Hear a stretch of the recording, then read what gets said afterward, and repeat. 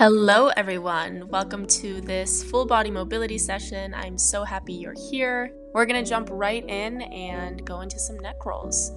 So just bringing that head from side to side. We're in a seated position. You can be up on your knees like me or sitting on your glutes, but bringing that head from side to side, really stretching out that side of the neck, trying to create a lot of distance between your jaw and your shoulder, keeping your arms hanging low by your side. And we're gonna go to one side and just gently place your hand on top of the head, creating a lot of distance there between your jaw and your shoulder, and holding there for about 15 seconds.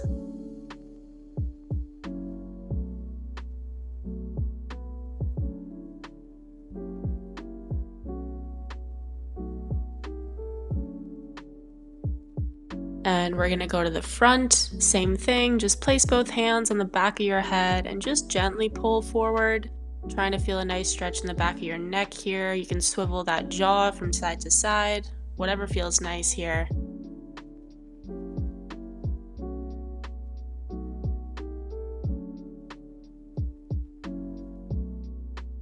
And we're gonna go to the other side. Again, just pulling that head really gently, a lot of space being created between that shoulder and jaw, totally relaxing the shoulders here.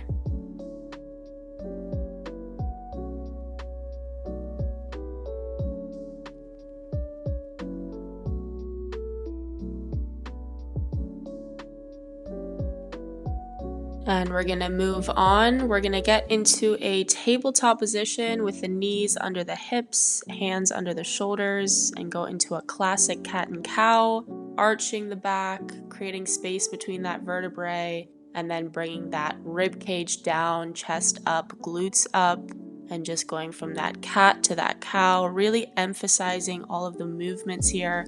Mobility is about emphasizing your ranges of motion, so throughout these sessions, I want you to move really big as you can, and really feel all the joints and different muscles controlling those movements. And stretching is also meant to feel nice, so feel free to pause in any of these stretches or repeat any of these stretches. Whatever feels good to you is encouraged.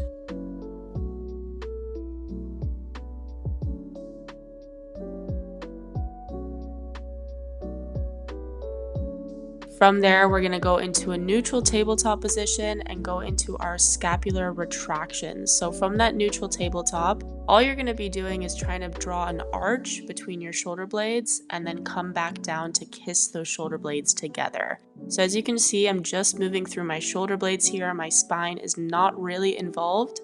I'm just bringing that bridge across my shoulder blades and then bringing my chest back down to kiss the shoulder blades together. And we'll slowly come up out of that. We're gonna move on a little bit more into the hips now, getting into a deep squat position. So deep squat, you have your feet well outside of hip width apart and you're squatting down as deep as you can. Your heels are touching the mat. If they cannot touch the mat, grab some sort of platforms. I have 2 blocks here, but you can grab books or a fold up towel or a mat and put your heels on some sort of platform so they are touching something. This is gonna help with your ankle mobility and help you get really deep into that squat.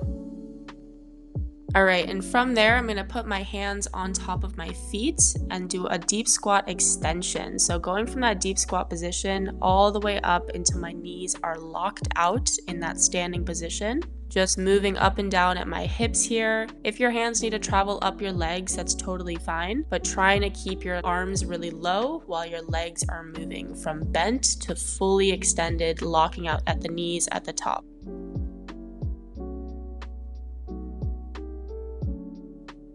Every time I'm back down in that deep squat, my chest is really proud. I'm looking in front of me. Again, really emphasizing each of these movements here.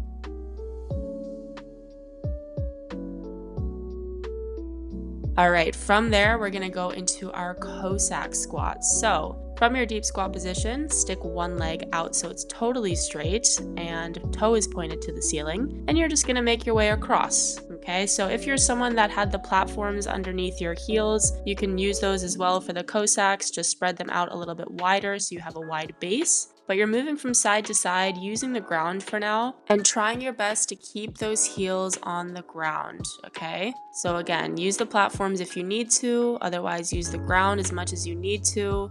We're gonna do a couple of these, then slowly add on. So if you're comfortable there and that's your limit, stay there. Otherwise, we can start adding a twist open towards that straight leg.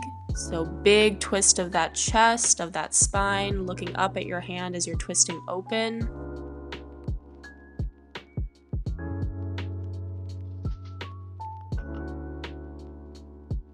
All right, so if you feel challenged and good there, just keep it there for today. Otherwise, the next progression is a knee drop. So we're gonna make our way to one side, open up through that twist, and then drop all the way back to our glutes. Fully sit on the ground and then drop that knee so it's parallel to that straight leg, pop back up onto your heel, and then make your way across and repeat.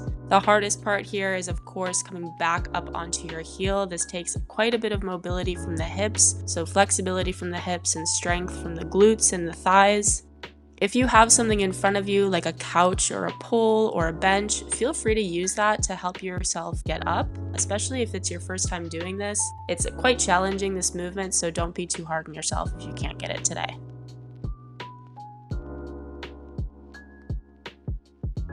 All right, and the last progression on this, again, stay at any of the previous progressions if you feel good there, but if you would like, you can try that full standing position. So combining all of them from that twist to that knee drop, from that knee drop, you're coming all the way to standing and then lowering yourself back down to the other side.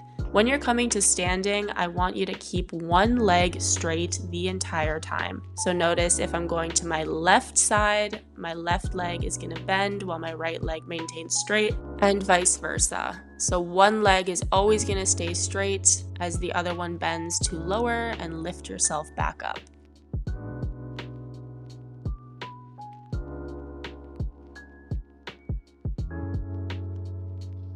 Hardest part is almost over, you guys, I promise. Let's do one more together. Super nice job, you guys. All right, relax for a second. If you need to pause the video to take an extra rest, go for it. Otherwise, we're gonna move on into a deep lunge, okay? Going into that deep lunge by putting my foot outside of my hands, pressing my hips down, drawing that line between my back knee and hip, and then we're gonna go into a hold. So a deep lunge hold, so you can stay up at your hands here or move down to your elbows for a deeper stretch. But again, applying a lot of pressure on those hips to try to reach those hips towards the mat. You can either stay there or you can grab that back leg with your opposite hand and pull that foot in towards your glutes. This is a super nice stretch for your quads and your knee and your hip flexors. And holding there for about 15 seconds.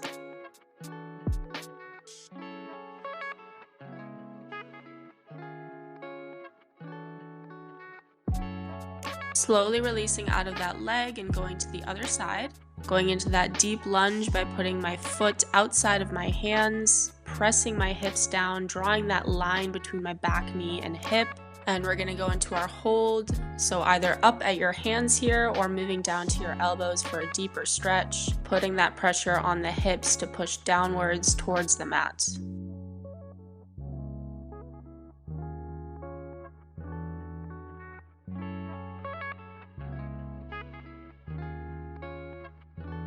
And option to grab that back foot here, bring it in towards the glute, feel that stretch through the knee, the quad, and the hip flexor.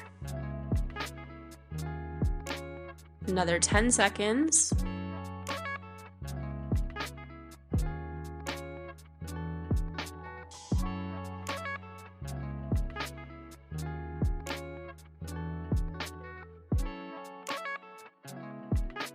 And we'll release that leg and we're gonna come to standing. We're gonna go through one more stretch, final stretch of the session.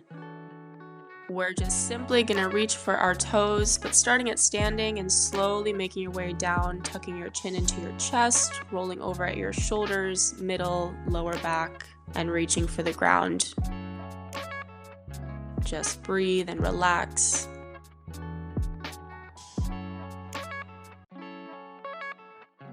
You can also hug the back of the knees for a little bit more of a stretch.